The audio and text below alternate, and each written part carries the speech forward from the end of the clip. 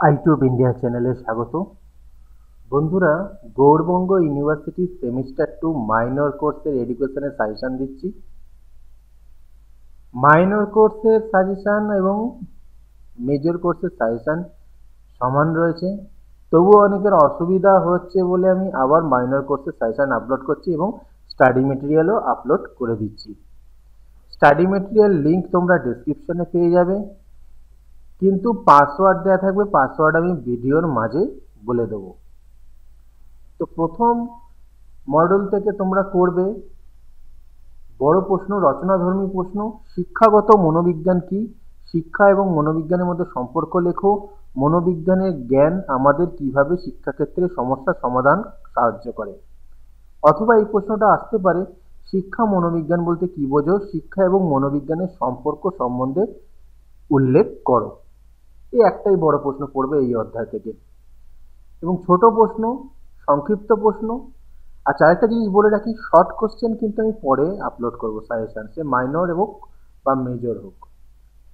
Short এসে টাইপের হচ্ছে শিক্ষাগত মনোবিজ্ঞানের পদ্ধতি সম্পর্কে একটি নোট লেখো, শর্ট নোট, টিকা, যা এইভাবে আসুক। পরের প্রশ্ন, শিক্ষা মনোবিজ্ঞানের প্রকৃতি ও পরিধি আলোচনা করো। মডেল 2 তে রচনাধর্মী পড়বে, এই একটা কোশ্চেনই পড়বে। প্রত্যাখ্যানের সংজ্ঞা দাও এবং বিভিন্ন উপাদানগুলি বিবৃত করো।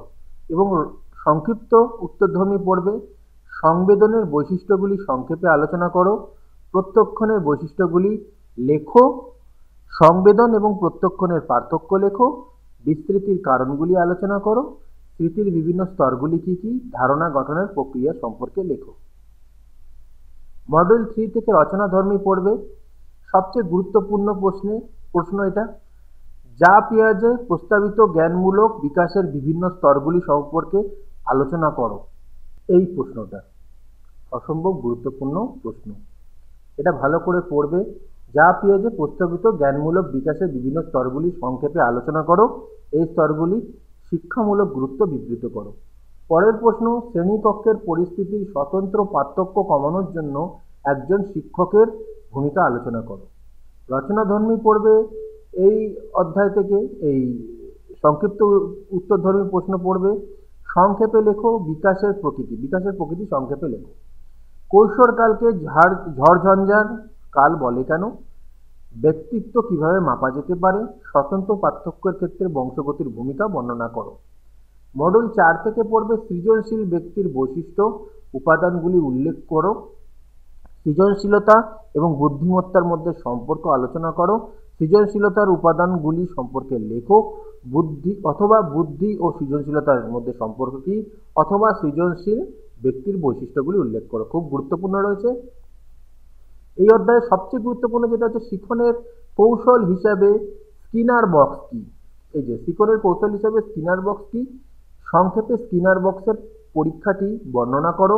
অথবা স্কিনার বক্স কি, স্কিনারের সক্রিয় অনুবর্তন তত্ত্বের ব্যাখ্যাটি সংক্ষেপে বর্ণনা করো। অসম্ভব গুরুত্বপূর্ণ। নেক্সট কোশ্চেন, শিখনের সংজ্ঞা দাও। শিখনের পরিধি কি? ক্লাসিক্যাল কন্ডিশনিং এবং অপারেন্ট কন্ডিশনিং অর্থাৎ প্রাচীন ও সক্রিয় অনুবর্তনের মধ্যে পার্থক্য কি? পরের প্রশ্ন, মনোযোগের বিভিন্ন নির্ধারকগুলি নিয়ে আলোচনা করো। অথবা মনোযোগের কারণ বা শর্ত উল্লেখ করো। মনোযোগ ও আগ্রহের মধ্যে পার্থক্য নির্ণয় করো। শ্রেণীকক্ষে মনোযোগ সৃষ্টির উপায়গুলি আলোচনা করো। অথবা এই প্রশ্নটা আসতে পারে, মনোযোগ কি? মনোযোগের উপাদানগুলি আলোচনা করো। শিক্ষামূলক উপযোগিতা সহ শিক্ষণ সহ প্যাভলভের প্রাচীন অনুবর্তন তত্ত্বটি আলোচনা করো। অসম্ভব গুরুত্বপূর্ণ প্রশ্ন এটা। শিখনের সংজ্ঞা দাও। শিখনের যে কোনো দুটি উপাদান ব্যাখ্যা করো। পরের প্রশ্ন, এটাও খুব গুরুত্বপূর্ণ, বিদ্যালয়ের মধ্যে সৃজনশীলতা তৈরি করার জন্য শিক্ষকের ভূমিকা। প্রাথমিক বিদ্যালয়ের শিক্ষার্থীর মধ্যে প্রেরণা সৃষ্টিতে শিক্ষকের ভূমিকা, এটাও খুব গুরুত্বপূর্ণ প্রশ্ন। গেস্টাল্ট মতবাদ কি? গেস্টাল্ট মতবাদের মূল সূত্র বা নীতি আলোচনা করো। দেখো এখানে আমি গুরুত্বপূর্ণ বলছি, 9টা কোশ্চেনের মধ্যে কোনটা সবচেয়ে গুরুত্বপূর্ণ। এখানে হচ্ছে গেস্টাল্ট, এইটা কোশ্চেনটা। প্রাথমিক বিদ্যালয়ের এই 8এর কোশ্চেনটা। 7, 7এরটা 3টে হলো, এই 4টে, এই কোশ্চেনটা 4টে, এবং এইটা স্কিনার বক্স 5টা। খুব গুরুত্বপূর্ণ প্রশ্ন রয়েছে। পরে এই অধ্যায় থেকে শর্ট এসে টাইপ, স্কিনারের শিক্ষার তত্ত্বের গুরুত্ব, সক্রিয় অনুবর্তনের বৈশিষ্ট্য আলোচনা করো। শিক্ষা ক্ষেত্রে সক্রিয় অনুবর্তনের গুরুত্ব আলোচনা করো। প্রেষণা ও শিক্ষণের সম্পর্ক উল্লেখ করো। মনোযোগের বৈশিষ্ট্যগুলি কী কী? শিক্ষার্থীদের মধ্যে অনুপ্রেরণা সৃষ্টিতে শিক্ষকের ভূমিকা খুবই গুরুত্বপূর্ণ। থর্নডাইকের মতে শিক্ষণের মুখ্য সূত্রগুলি কী কী? খুবই গুরুত্বপূর্ণ। পরের মডিউল থেকে 5 নম্বর মডিউল থেকে রচনাধর্মী প্রশ্ন পড়বে। ব্যক্তিত্ব পরিমাপের প্রজেক্টিভ পরীক্ষা সম্পর্কে লেখো। গিলফোর্ড বুদ্ধির সংজ্ঞা দাও। গিলফোর্ড তত্ত্বটি কী নামে পরিচিত? তত্ত্বটি আলোচনা করো। অসম্ভব গুরুত্বপূর্ণ। এই প্রশ্নটাই দিয়ে আসতে পারে, বুদ্ধির সংজ্ঞা দাও। গিলফোর্ডের বুদ্ধির গঠনমূলক তত্ত্বটি আলোচনা করো। খুবই গুরুত্বপূর্ণ।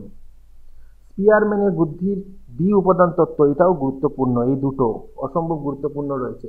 থার্স্টনের বুদ্ধি তত্ত্ব আলোচনা করো। 3টে। এই 5টার মধ্যে 3টে প্রশ্ন কিন্তু খুবই গুরুত্বপূর্ণ। শর্ট কোশ্চেন বলছি, শর্ট এসে টাইপ সংক্ষিপ্ত প্রশ্ন। জং দ্বারা প্রদত্ত ব্যক্তিত্বের প্রকারগুলি কি? জংয়ের যে কোশ্চেন দুটো দিয়ে রয়েছে, সেই দুটো কোশ্চেনই কিন্তু খুবই গুরুত্বপূর্ণ রয়েছে। এটা আসার সম্ভাবনা 90% রয়েছে, এই দুটো কোশ্চেন। জং দ্বারা প্রদত্ত ব্যক্তিত্বের প্রকারগুলি কি কি এবং explain the Jung's theory of personality. সেমই কোশ্চেন। প্রকারগুলো এই পার্সোনালিটি থিওরিতেই রয়েছে ব্যক্তিত্বের প্রকার।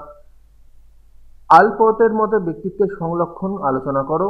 Explain 2 factor theory of intelligence, এটাও গুরুত্বপূর্ণ রয়েছে, এখান থেকে বাদ দিও না। এই অধ্যায়টার এখান থেকে যেগুলো বড় প্রশ্ন বললাম 3খানা, সেটা ভালো করে পড়বে।